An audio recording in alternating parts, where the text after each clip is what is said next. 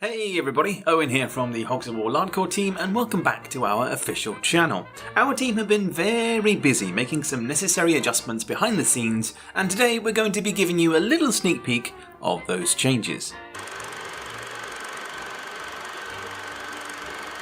Our initial plan when it came to the pig's design was to incorporate more complex 3D elements into the facial animation, but over time we kind of realised that attempting to do this a different way to the original might not be the best method, as ultimately we ended up losing the more humorous side that Hogs encapsulates so well within its pigs. So we went back to the drawing board and applied our prototype facial animation before expanding our testing to a more refined set of facial expressions.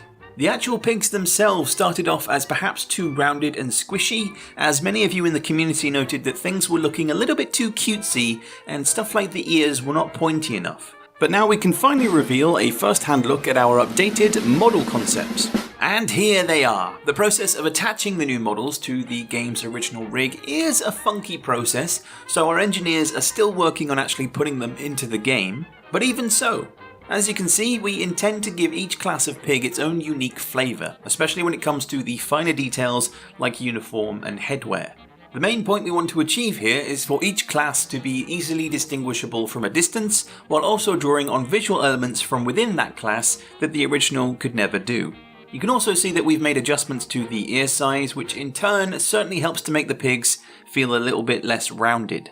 Don't forget, this is an update to the pigs and not the finalised model, so we will be making small tweaks to them as the project progresses.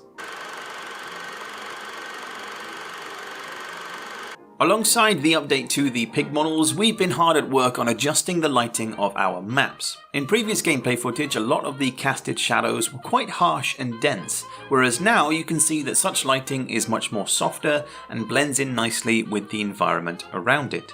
Within any given map, we'll be using a combination of ambient, skylight and spotlighting, which when used alongside some of the other particles, the end result can produce some really cool effects. When it comes to gameplay, we want to ensure that players can still navigate around the map and locate their necessary enemy targets and environmental hazards with ease.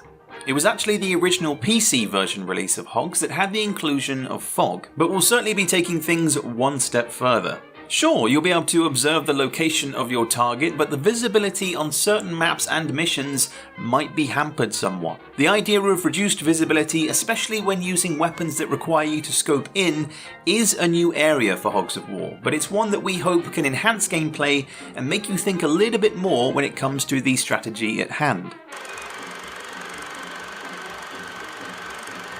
And so, my dear Hogs, to finish this video, I once again have a question for you. Of all the original game's unused or inaccessible content, what part of that content would you like to see included within Hogs of War Lardcore? It could be a map, a class, a weapon or ability. Let me know everything you have to say in the comments below, and as always, let's get a discussion going. Don't forget to check out our Lardcore social media pages that are all linked up in the description to stay up to date with the latest development posts.